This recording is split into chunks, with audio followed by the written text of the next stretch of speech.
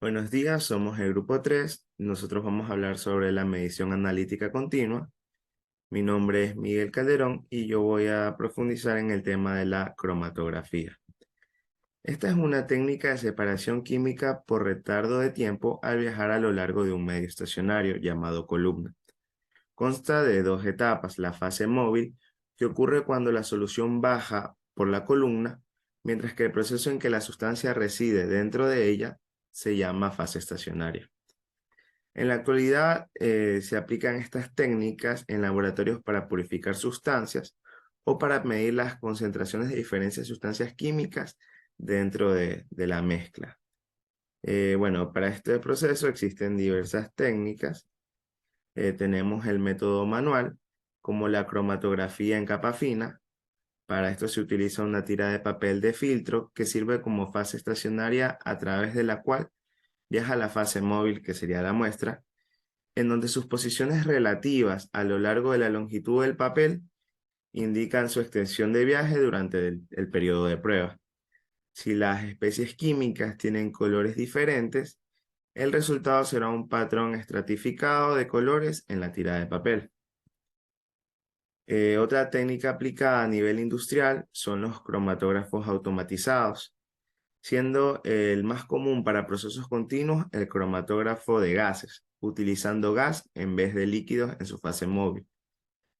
Para el proceso, como observamos, la válvula de muestra se encarga de inyectar de manera periódica la muestra a analizar. Luego, un flujo continuo de gas portador lava los compuestos de la muestra a lo largo de la columna, lo que le permite separarse con el tiempo. Luego llega al detector encargado de diferenciar entre el gas portador puro y el gas portador mezclado con cualquier otra cosa. Existen varios diseños de detectores diferentes para los cromatógrafos de gases en proceso. Los más comunes son el detector de ionización de llama y el detector de conductividad térmica. Los de ionización de llama funcionan según el principio de los iones liberados en la combustión de las especies de muestra. Una llama permanente sirve para ionizar cualquier molécula de gas que salga de la columna, que no sea gas portador. Los gases portadores comunes que se utilizan son el helio y el nitrógeno, que producen iones insignificantes en la llama. Las moléculas de la muestra que se encuentran con la llama se ionizan, lo que hace que la llama se vuelva más conductora de la electricidad de lo que era solamente el hidrógeno y el gas portador. Para los detectores de conductividad térmica funcionan según el principio de calor por convección. Para este proceso, el cambio de temperatura en un RTD o termistor calentado, causado por la exposición de una mezcla de gases con un valor de calor específico cambiante, indica cuándo una nueva especie de muestra sale de la columna. Como se expone en el diagrama, con gas portador puro enfriando dos de los sensores térmicos y con gas de muestra enfriando los otros dos sensores. Las diferencias en la conductividad térmica entre el gas que sale de la columna y el gas portador puro harán que el circuito de puente se desequilibre, generando una señal de voltaje. Con respecto a la medición de concentración de cada especie presente en la muestra, puede determinarse aplicándose un cálculo de integración a cada pico de cromatograma, calculando el área debajo de la curva, donde M representa la masa de la especie, W representa el caudal instantáneo de especie en microgramas por minuto y T es el tiempo en minutos. Entre las aplicaciones industriales, se pueden utilizar para medir el octanaje aproximado de la gasolina, también en seguimientos y control de procesos de separación como las columnas de destilación y los procesos de reacción química. Con respecto a los procesos de destilación, por ejemplo, para analizar la pureza del alcohol producida por la columna de fraccionamiento en una destilería, cuantificando la concentración de alcohol, la concentración de agua e incluso la concentración de varios compuestos aromáticos y saborizantes dentro del líquido destilado. Gracias. Bueno, continuamos con la introducción a los análisis ópticos. Se sabe que la luz interactúa con la materia de formas muy específicas que pueden aprovecharse como medio para medir la composición química Para esto se estimula una muestra de la sustancia que se va a analizar para que la luz emita una emisión óptica o se hace que absorba luz de una fuente externa para poder obtener la absorción óptica. Las frecuencias específicas de la luz obtenidas de estos análisis sirven para identificar los elementos químicos o compuestos presentes en la muestra y las intensidades relativas de cada patrón espectral que indican las concentraciones químicas en cada una de esas muestras. Las intensidades relativas de cada patrón espectral indican las concentraciones de dichos elementos o compuestos. La base teórica de los análisis ópticos es la interacción entre las partículas cargadas de materia y la luz, que pueden modelarse como una partícula llamada fotón y como una onda electromagnética que posee una frecuencia f y una longitud de onda. Gracias a los trabajos de los físicos Max Planck y Albert Einstein a principios del siglo XX, sabemos que existe una proporcionalidad definida entre la frecuencia de una onda luminosa y la cantidad de energía que transporta cada fotón. Esta proporcionalidad es la constante de Planck o también representada con la letra H. La fórmula es la E, que significa la energía transportada por un solo fotón de luz en joules. El H, que es la constante de Planck, es 6,626 por 10 a la menos 34 joules. Y la F, que representa la frecuencia de la onda expresada en Hertz. Bueno, tenemos la medición analítica continua. El movimiento molecular, es decir, de la temperatura, también es una fuente de emisión de fotones. Los objetos calientes irradian energía en forma de radiación electromagnética. Si examinamos el espectro de luz visible, una gama de longitudes de onda que abarca entre 700 nanómetros a 400 nanómetros, que corresponde a una gama de frecuencias que va de 4,29 por 10 a la 14 Hz a 7,5 por 10 a la 14 Hz, emitida por un black body calentada a una temperatura de 5700 Kelvin. Vemos un espectro continuo de color que va del violeta a la izquierda, que significa que es una longitud de onda corta, alta frecuencia y alta energía, hasta el rojo a la derecha, que representa una longitud de onda larga, baja frecuencia, baja energía. Aquí para esta representación se utilizó un programa informático llamado Spectrum Explorer que ayuda a cartografiar tanto el espectro de colores como la intensidad de la radiación a través de una gama de longitudes de onda. Tenemos la medición analítica continua. La siguiente ilustración muestra tres espectros diferentes. El espectro de color luz blanca, que es la de arriba, es el espectro de emisión del hidrógeno gaseoso, que es la parte del centro, y el espectro de absorción del hidrógeno gaseoso, que es la parte de abajo. Observe cómo los huecos oscuros del espectro de absorción coinciden exactamente con las posiciones y colores de las líneas brillantes del espectro de emisión, porque las longitudes de onda de la luz absorbidas de la luz blanca al atravesar el gas hidrógeno son exactamente las mismas longitudes de ondas emitidas por el gas hidrógeno cuando es estimulado por una chispa eléctrica en un tubo de vidrio.